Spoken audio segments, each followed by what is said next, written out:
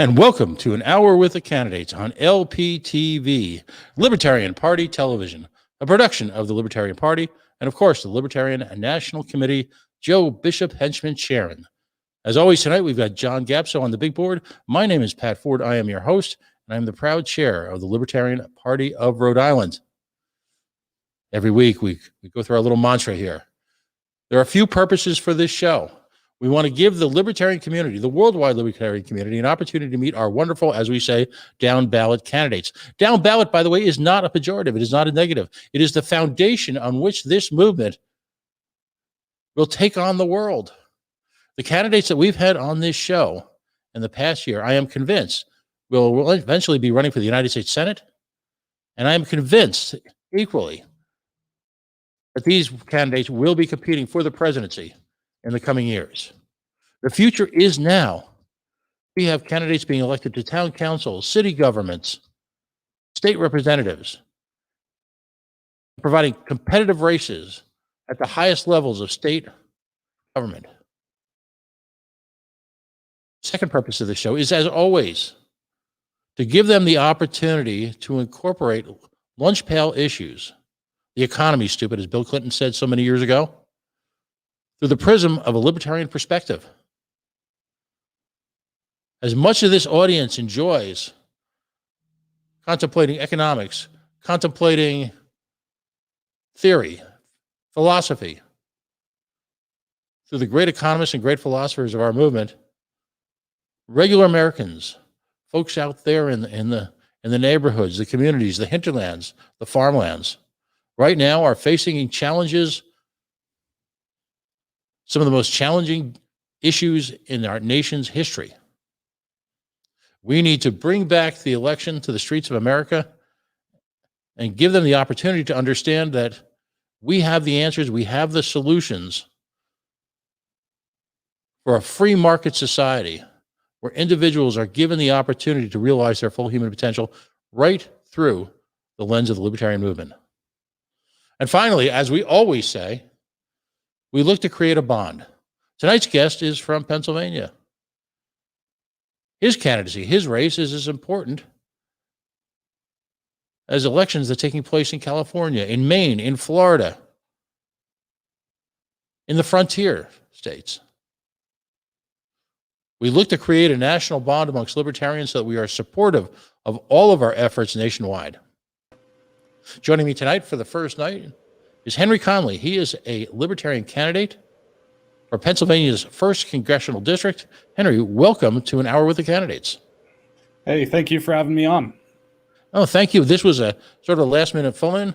Our scheduled guest, if you will be joining us, I believe, in 2 weeks. We all know Desiree Lindsay, of course, from the Spike Cohen campaign and her activism in Texas. Unable to make it at the last minute, Henry was willing to fill in, and we're grateful to have you here.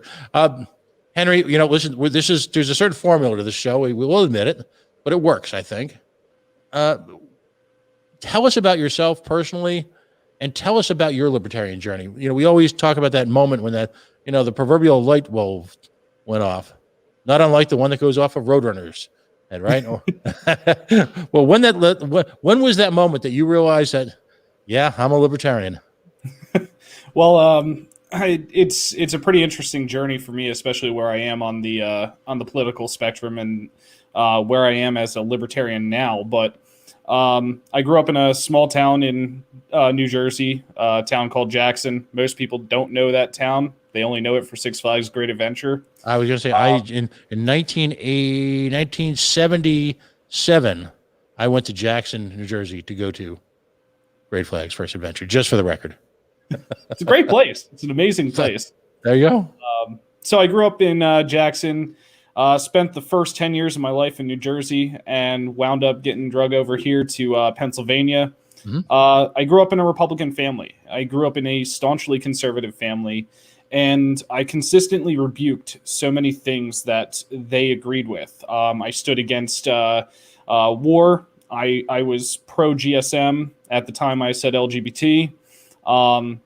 And I battled against all these things that Republicans seem to consistently stand against or stand for. And I still pretended that I was a Republican. and believed it all the way up until 2016. It was the run up to the 2016 elections that really was that spark for me, that moment when I realized that the party I thought I was a part of was no longer the party for me. And it was right when they were really looking to have Donald Trump, when it was really looking like he was going to be the nominee. And that's when I really looked outside the box and I really tried finding a new home. And a good friend of mine that I went to high school with and middle school with, Ben, he was posting about Gary Johnson. And I looked into this guy, and here I find this really laid back marathon runner, mountain climbing dude building, whatever he wants and smoking pot. I'm like, this has got to be the party for me. So I stumbled my way into the Libertarian Party, voted for Gary Johnson in 2016, started really getting involved in my local committee in 2017, 2018 area. And that began my Libertarian journey. Came in as an ANCAP, thought that was the right place for me.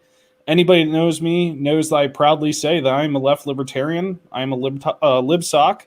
And that journey really was the result of multiple people kind of showing me theory and helping me read theory, where I find myself now. Being a loud, proud libsoc, but also trying to sow unity between the right and left in our party and help those on the right understand that us libsocs, we're not trying to push you out. We're just trying to share in this thing that is called the Libertarian Party. So that's how I got here. Let me ask you a question. I'm fascinated because, obviously we're from two different generations. At what point was there as they say, an event, a realization that societal norms as defined by cultural conservatives were based on a great deal of hypocrisy and just a whole lot of hooey? I wouldn't say that there was necessarily a point. I guess the societal norms that conservatives typically would push for, where I kind of broke out of that was I growing up, I had a lot of friends that were a part of the GSM community. That's where I got my initial taste of stepping outside of the box and stepping outside of the norm. And it was through them that I understood what a beautiful culture and a beautiful group of people it is, and started to question why so many people hated it. And that's kind of, bled into everything that I stand for anymore, where I look at things that people frown upon and they look down on, and I try to understand why, and then the group of people that it is, why they're a beautiful group of humans. As I say, beautiful humans is my thing, So. Absolutely. I want to throw a statement from you. This is sort of from left field. A friend of mine, my good friend, John Fennessy, ran this article by me just about an hour ago. It's on Market Watch. It's by a gentleman by the name of Rupert Steiner. And he talks about Bitcoin. And he says, Bitcoin could prevent society from functioning is an extreme form of libertarian anarchism, warns this fund manager. It has no real social utility other than as a tool for speculation and a means to launder the proceeds of crime. Cue the Reefer Madness theme. How would you react to that? Because if you're coming from, and by the way, I came from a similar background. Folks who listen to this show know I joke about it all the time. I'm one of the few folks that you'll ever meet that volunteered for the candidacy and the re-election of one Richard Milhouse Nixon. So my neocon creds are firmly in place. But when as someone who comes from that type of background, how do you react to something like a statement like that about Bitcoin, when for folks like us, Bitcoin and its various spawn are just an accepted part of our landscape? Bitcoin and cryptocurrency in general is like a contentious topic, especially on the left. Responding to that, I see the validity of like the system that is cryptocurrency existing, and people seeking to find a better solution to what is the current fiat currency. Now, within that, myself, I find cryptocurrency to be way too volatile for me to even want to take part in, besides like the free, $5 share here and there that I got, and the Dogecoin craze that I got involved in through a free stock of I think it was $5 or $10 on Robinhood. Mm-hmm. I see why certain people that are from like, you know, within the mainstream or whatever would want to rail against it, because it completely disrupts what is like the accepted standard within the United States. But as far as I'm concerned, at this point, anything that disrupts the status quo of the United States, keep it going. I'm okay with that because it's just going to help us, get rid of the bad side of our current system. Right. Well, and it's interesting too, because to me, my personal perspective is on borders is what would be considered bleeding edge. If in fact we are to work towards true freedom and a stateless society, isn't cryptocurrency just one of the steps along the way? I would agree that it definitely is.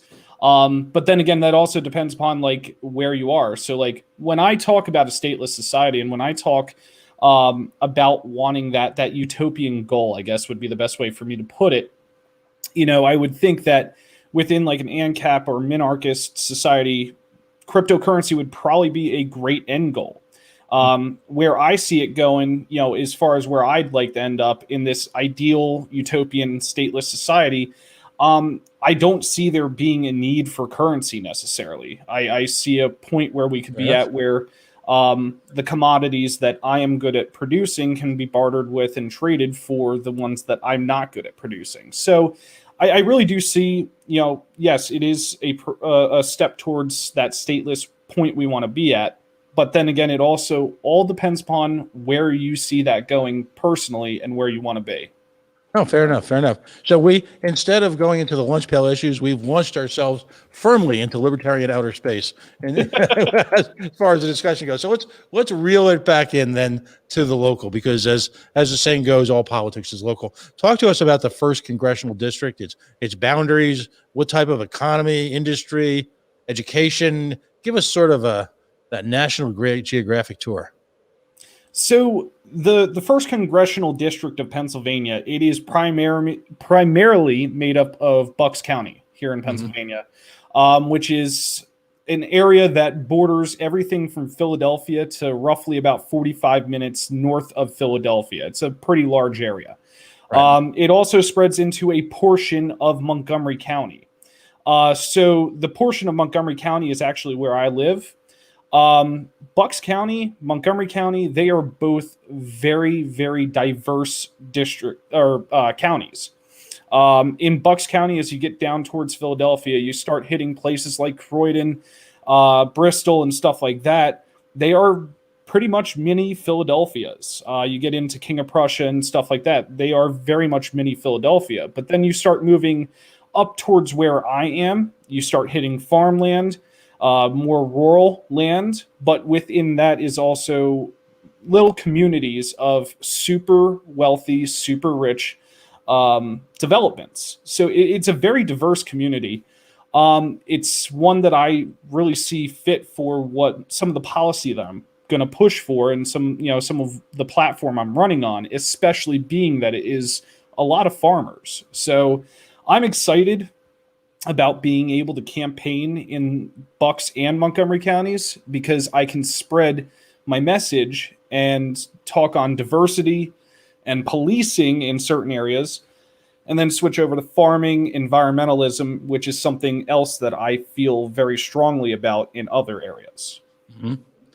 What are the concerns from what you found? And by the way, first of all, I should step back and congratulate you for jumping in so early into the campaign. There's a number of, I'll call it foundational beliefs that this show advocates for in terms of candidate development, candidate activity. And clearly one of them is diving in as early as possible. We've had folks literally declare, and I always think so highly of young Mr. Class from Florida, who declared before the election of that he was running the following election too. and again, you clearly as a libertarian can't get started early enough.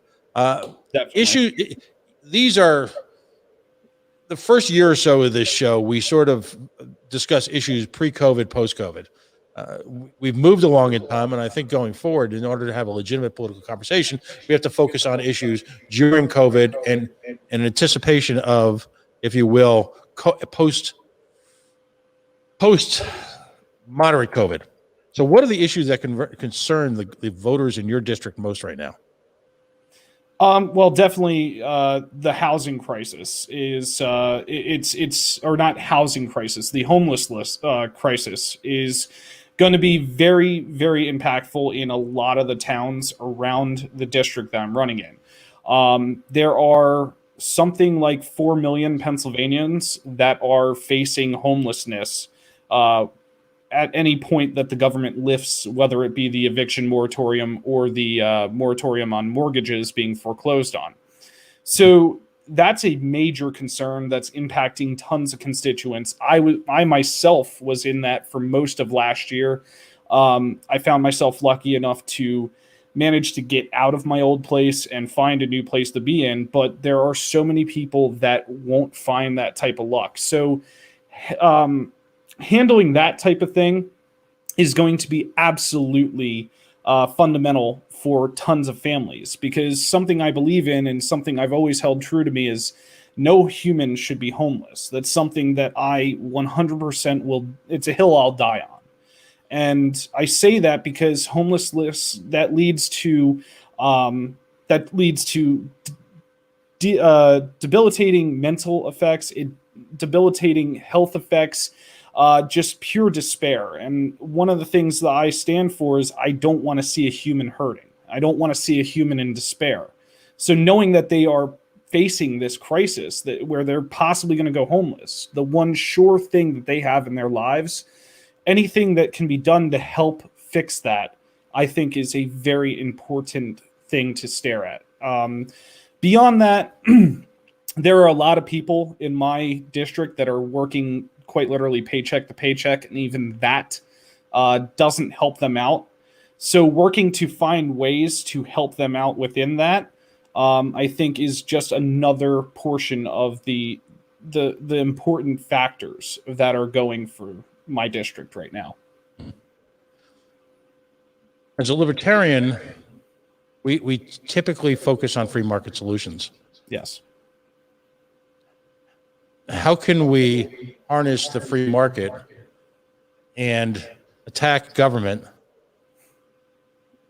Because so many of the fallacies and the flaws of government in this COVID era, and I call this era for us proof of concept, have in fact exacerbated / made a lot more difficult situations for innovation and disruption to solve those issues like homelessness. I mean, I'm talking about zoning. I'm talking about governments who use crony capitalism to support the development, claim to want to support low-income housing or moderately priced housing, while simultaneously giving great tax breaks to people to develop luxury housing. Certificates of need, which have proven to be so detrimental in the development of free markets, add-ons or solutions to shortages of care in the healthcare industry. And it's shown again and again in terms of initial stages of testing, initial stages of vaccine distribution. All these things the government has inflicted on people. You're running for Congress. You're elected Congress. Where are your priorities in helping, if you will, a marketplace or the individuals react to these pending tragedies, which you're right on target for? So I would say one of the things that I'm pride my campaign on, and the what I'm running on, is that I'm willing to step outside of the typical boundaries that and boundaries in quotation marks, of a libertarian campaign, and I'm willing to take risks, political risks, to try and address these issues.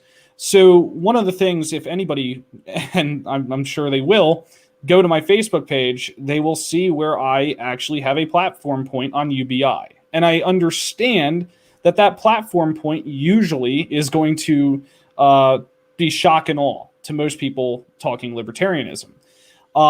So one of the things I've taken to when it comes to crafting my policy is what government system that is not needed can I erase in order to help support something as we set up community-driven ways to help people?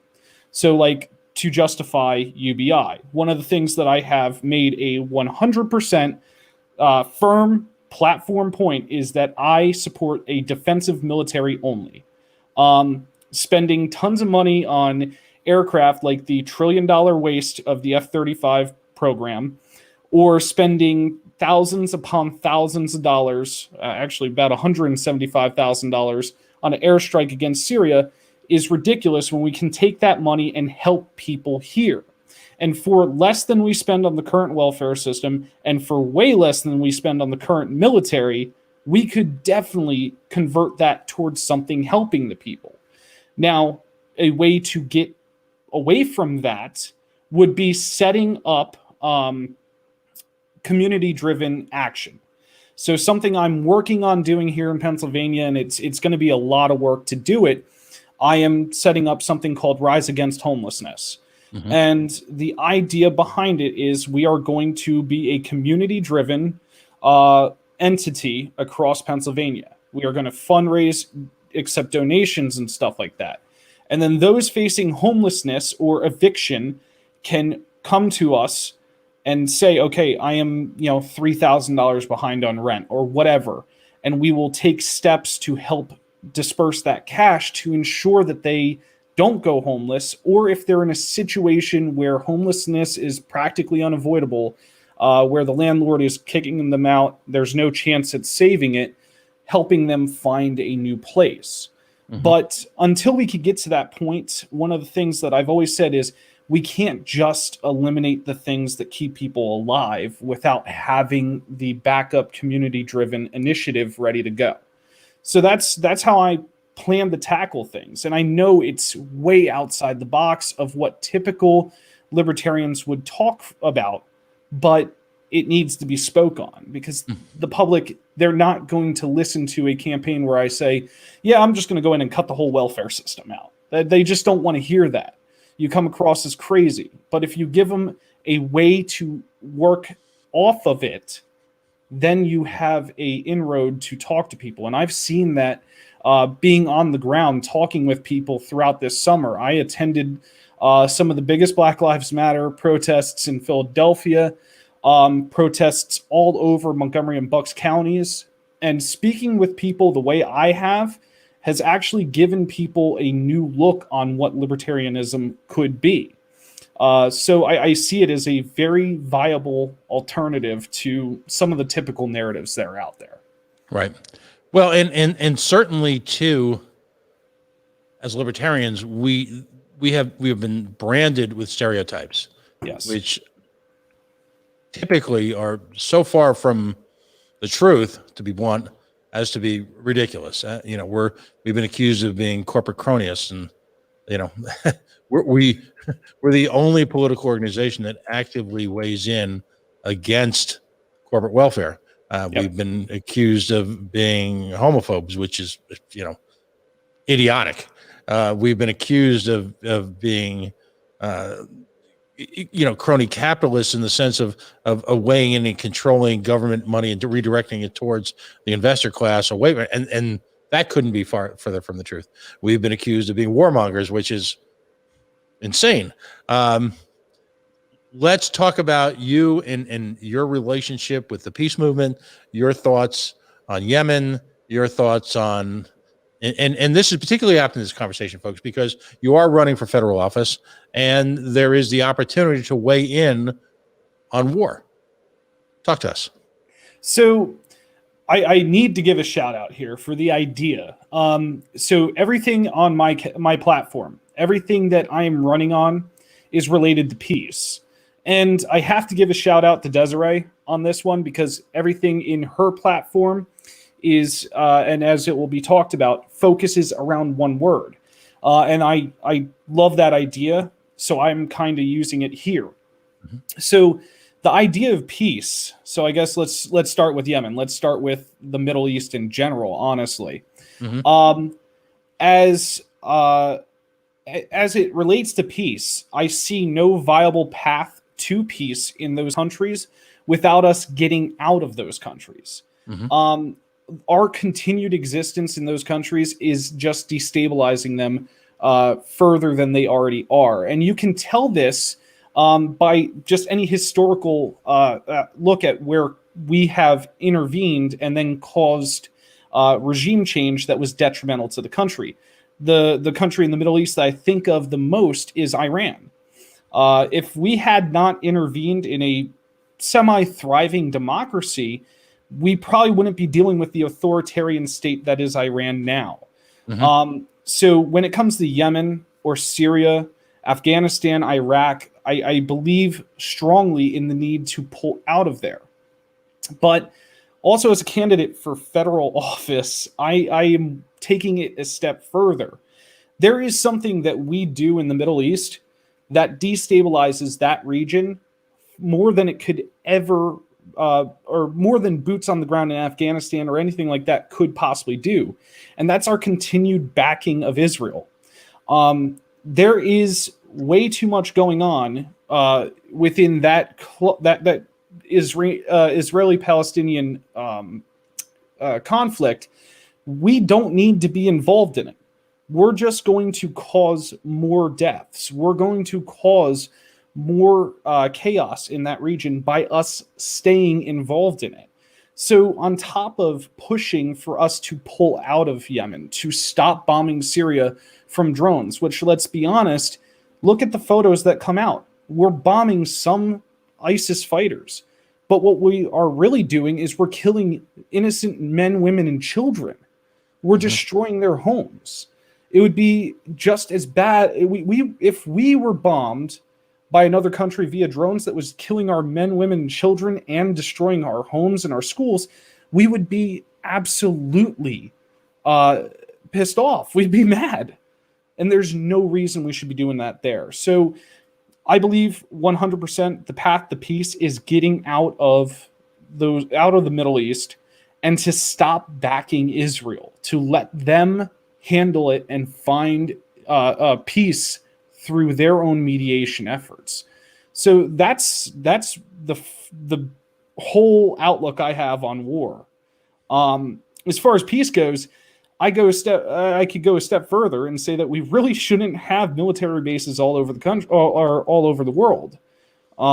It's no different than if Iran was to have bases strewn all across Canada and Mexico, along with warships stationed off our east and west coasts. It's not needed. It's not necessary. We are not the world police. Imperialism has failed through and through.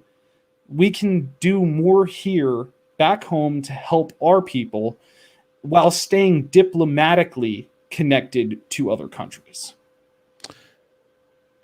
You talk about the Democratic Party influence in the region you are in. There are two, well, actually, on a personal level, there are three cabinet level appointments that I have serious issues with. First of all, of course, the appointment of Rhode Island Governor Gina Raimondo to run the House Commerce Corporation when we are arguably the worst economy in the nation. That's a whole other conversation. But let's look at agriculture and defense, two areas that you key on when you talk about some of the rural counties you talk about. On one hand, you've got the nomination of, and this is, folks, this is what his nickname was, Mr. Monsanto. There's a proud heritage, eh? Yeah. What was that pesticide? We should probably call him Mr. Roundup. Yep. Mr. Monsanto's rounded up the votes on one level. And then I've dubbed him Mr. Raytheon, of course, who is now the Secretary of Defense. Yet you've got the Democratic Party, if you will, positioning itself as the friend of the small farmer and the anti-war party. Now, in your campaign, well, you know, everyone listening to this right now can sit back and have a hearty laugh about it, kind of a dark, bitter laugh, but a hearty laugh about it. But in terms of your individual campaign and your reach out to a state that is particularly as you get closer to Philadelphia, beyond blue, are you planning to use those points, and how would you employ those points in a conversation with potential voters, particularly since you are running for federal office? So I guess let's start out with Mr. Raytheon, because it's something I like to target. It's Mr. Raytheon, in the time that he has been defense secretary, the 5 bombs that were dropped over Syria, best I can tell, they were Raytheon produced bombs. It's kind of odd. I believe it came out yesterday that there was a massive deal struck between Raytheon and the Pentagon to develop weapon systems for the FA-18, the F-15, believe the F-16s in their F-22, and the failed F-35 program, and rumored for the new B-21 Raider program.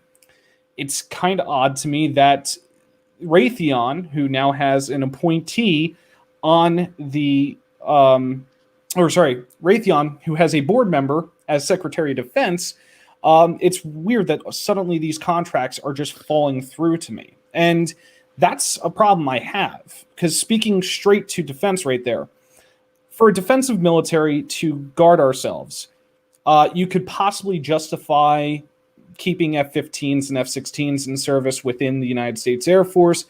You might be able to justify the Navy having their FA-18 systems.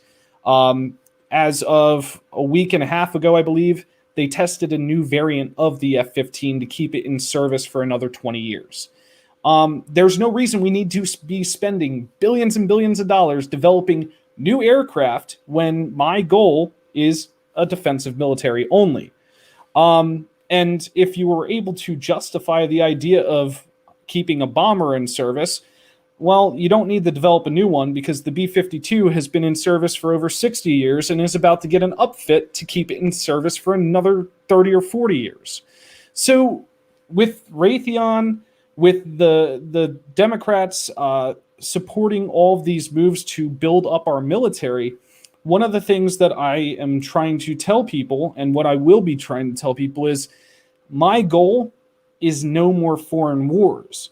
So instead of spending money on things that help boost the efficacy of foreign wars, I am going to ensure that any of those programs that try to get passed through the House, that try to get voted yes on by every member of the House, I'm going to be that no vote, even if it's myself alone, because there's absolutely no reason there.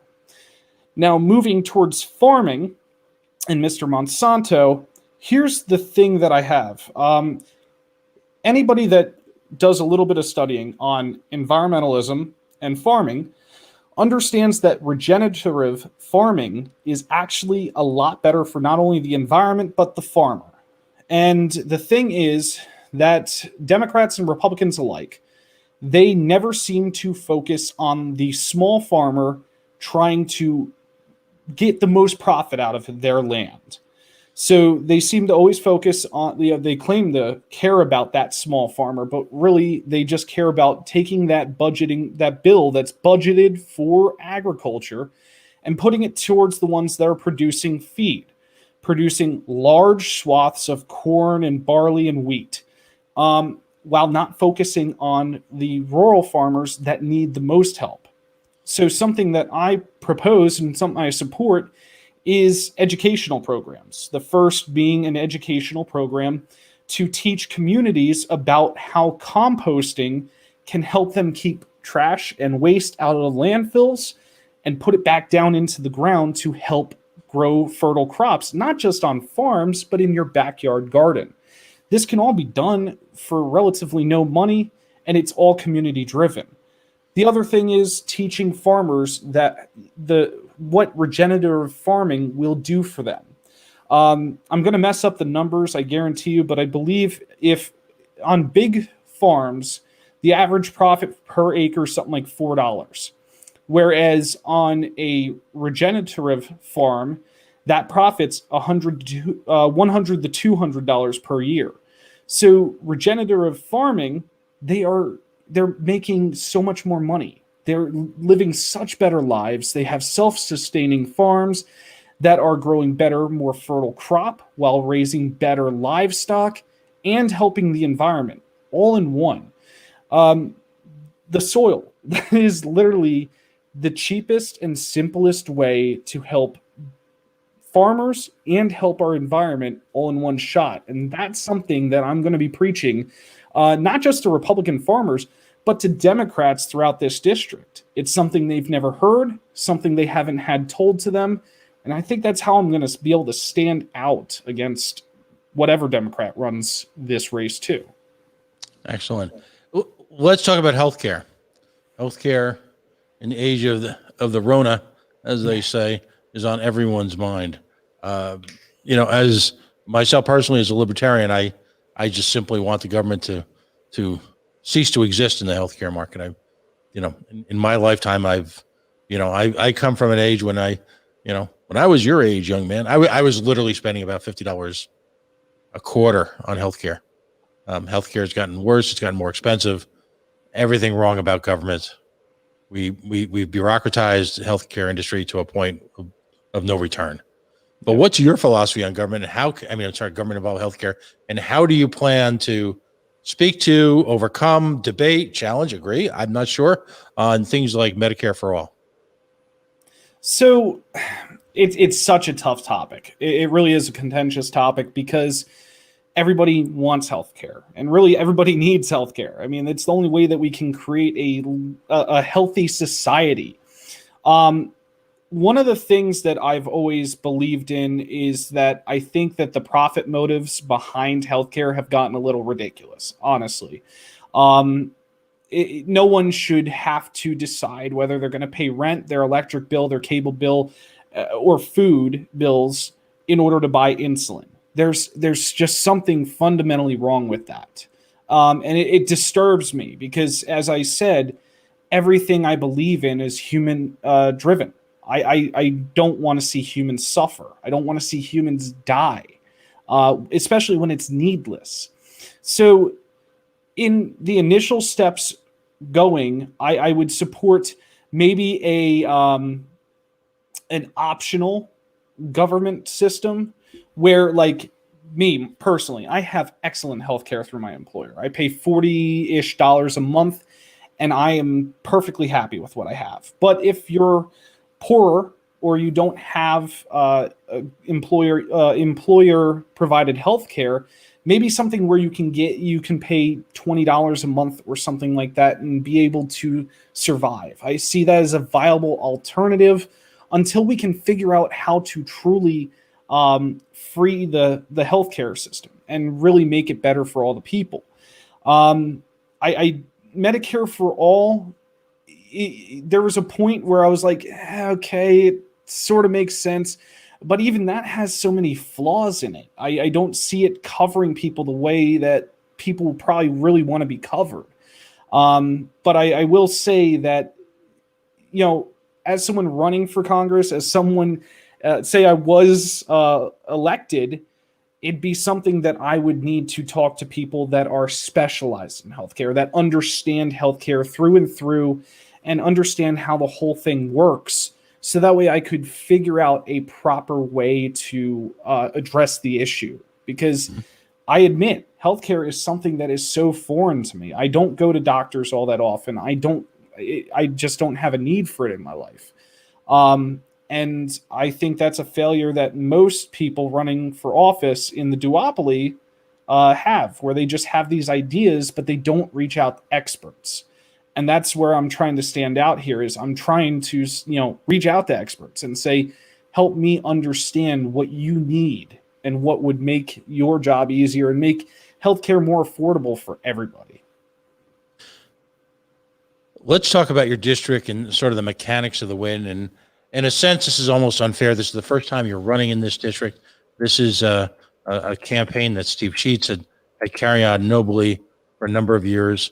Working towards this. He's going in a different direction right now. To your eternal credit, you've stepped up and you've taken the reign, and you're going to attack this. Do you have a handle yet on what it's going to take to win? What's the landscape of the actual election? And, how much money you need? I mean, my God, we're talking about a wealthy suburbs of Philadelphia.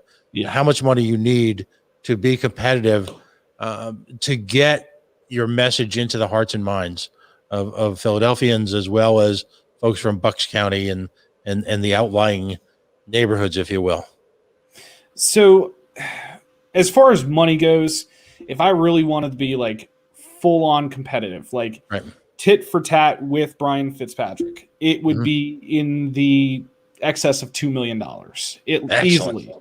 That would be the ideal goal. What I'm trying to do different with my campaign, recognizing that I probably will not raise more than maybe $100,000. I'm trying to find ways to make that the most effective, while also following internal rules that I have already set for the campaign. A lot of the rules that I've set for the campaign reflect my outlook on environmentalism. Mhm. So something that I don't believe in is yard signs that sit out in yards and just end up in landfills. So something I've looked at there is, biodegradable yard signs. The other thing is business cards that actually have seeds in them, things like that. So to do that, I need roughly $50,000 to $100,000, so that way I can at least get the message out there. Some cheaper ways of getting my message out there is I am planning on knocking on literally as many doors as I can. Mhm. Every community event I find, I will be there. I will have a tent. I will have people. I already have friends throughout my community that are looking at my campaign and going, okay, we're ready to be on the ground as a volunteer force for you, getting the word out there. Mhm. Now, the thing about it is Brian Fitzpatrick, he runs a very smooth campaign. Right. He labels himself as the most independent person in Congress. So one of the things that I said 2 years ago when I ran for Hatfield Township Commissioner was I don't run smear campaigns. I refuse to do that. The people in this country as a whole are tired of smear campaigns. Mhm. So I'm going to focus on the issues. And if he wants to attempt to smear me, and my background isn't, unflawed, it isn't stainless. He could probably find something if he wanted to. While he's trying to smear me, if he tries to, I'm going to focus on the issues. And the issue is that a majority of our constituents here in CD1 are tired of Brian Fitzpatrick. They're tired of his lies. They recognize that when he tells them, hey, this is what a bill's about, more than likely he's lying about it. He did this with H.R. 1 that just went through the House. He did this with police reform. He's done this repeatedly for years. And a lot of the things that people are starting to recognize is that if our district wasn't gerrymandered, he more than likely would not hold the stranglehold on it that he does. So what I'm trying to do is, one, capitalize on that awakenness to it.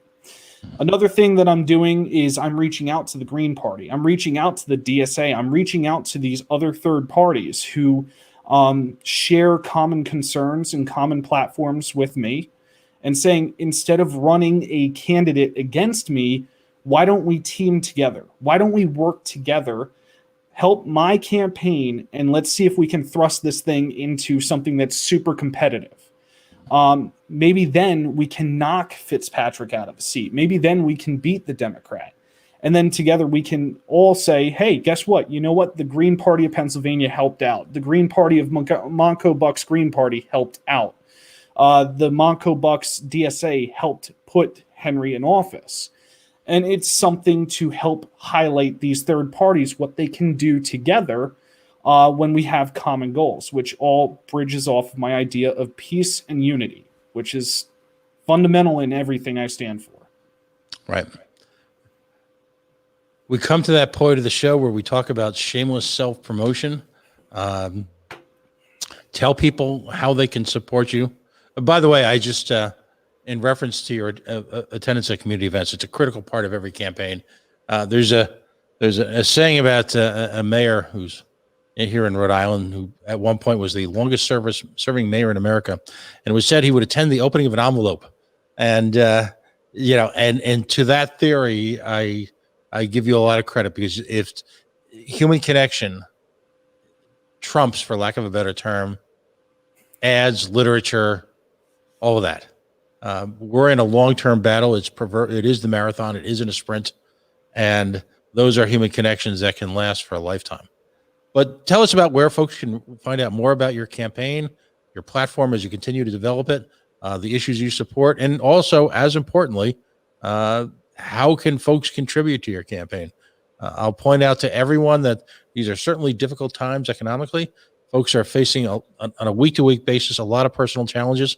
But should you be in a position to contribute to any one of the number of campaigns that we featured here on An Hour with a Candidate / Candidates Corner, we urge you. I'll beg you to do it, because the moral boost that a candidate gets in Pennsylvania from a guy from LPWA or Nevada or the Libertarian Party of Maine or somewhere down in Florida, taking a few minutes out to go online and sending a couple bucks, and doesn't have to be a lot of bucks, sending a couple bucks goes a long way, not only to supporting this campaign, but to bringing the party together and displaying party unity as well.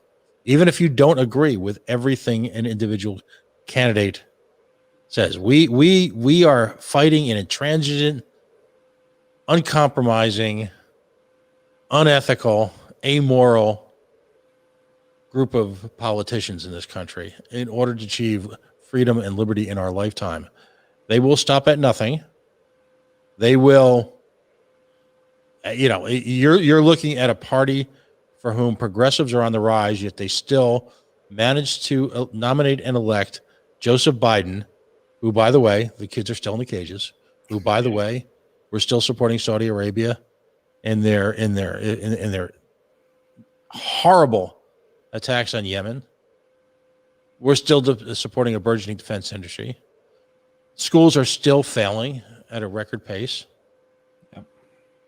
The Democratic establishment in this nation continues to fight the establishment of any sort of school choice, and who looks to do nothing but explode a failed government-based, non-competitive healthcare system that took a national crisis like COVID and helped blow it up, because their failure, their inability to respond, their inability to bring private forces into play to fight it. That's what we're fighting. We're not fighting each other. We must stop fighting each other. We must support each other. And the opportunity to present a competitive message, the folks of southeastern Pennsylvania, is or as more important than anything anywhere as we speak right now at this moment in time. Where can folks send you some level of financial support within their own comfort? So, and I'll echo what you said there. Don't donate to my campaign unless you can actually do it. I'd rather see you buy food. I'd rather see you, help keep the roof over your head or something like that. But if you're able to, you can donate to my campaign at my crowd pack. It's go on crowd pack. You type in Henry for Peace. You'll be able to find me. You can't miss it. It's the most psychedelic profile photo you'll ever see on crowd pack. The other things are, you can find me on Facebook at Henry C. Libsock. You can find me on Twitter at Activist Henry. Those are all great ways to help share some of my message. I have pretty decently laid out platform points in easy to share photographs. We have a Facebook profile frame going.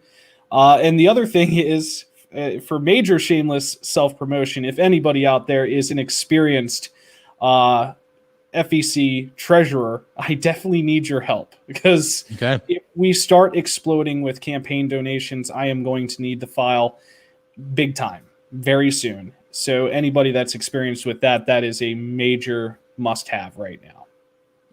Excellent. Well, Henry, listen, again, first of all, thank you for jumping in tonight. We're hoping that we have Des Lindsay, who's running for state senate in Texas, on in the next couple of weeks. She had a family issue come up.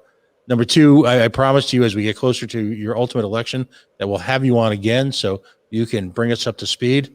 And again, thanks for speaking to unity. Yeah. Every day, all of us go on social media and we see so much energy into being put into, let's be blunt, attacking other libertarians. Yeah. Let's reserve that energy for attacking the duopoly. Most definitely. Let's reserve that energy for amplifying calls for peace. Let's reserve that energy for calling out the duopoly when they fail us and create, even in times like this, hideous barriers to free entry in the marketplace. We live in a time that should be proof of concept for the libertarian movement, because we are right on so many things. And while there are individual shades of libertarianism within the movement that one can reflect on, none of us are calling out the core of our philosophy. So thanks for joining us tonight, and keep us apprised of what's going on. Send pictures, send postcards from the campaign trail. All right, buddy? I definitely will. Thank you for having me on. All right. Henry Conoly, he is running as a libertarian for the United States Congress for the 1st District in the great state of Pennsylvania. He deserves your support, your love. Maybe, if you can spare it, a few bucks. Let's focus on the good within all of us. You've been listening to An Hour with a Candidate, a.k.a. Candidate's Corner on LPTV, Libertarian Party Television, a production of the Libertarian Party and Libertarian National Committee. Joe Bishop, henchman, chairman. Again, a big thanks to John Gapso, working the big board tonight. Without him, this show would not be possible. Of course, I'm your host, Pat Ford. As always, a proud Rhode Islander. Give him hell, Gina Raimondo.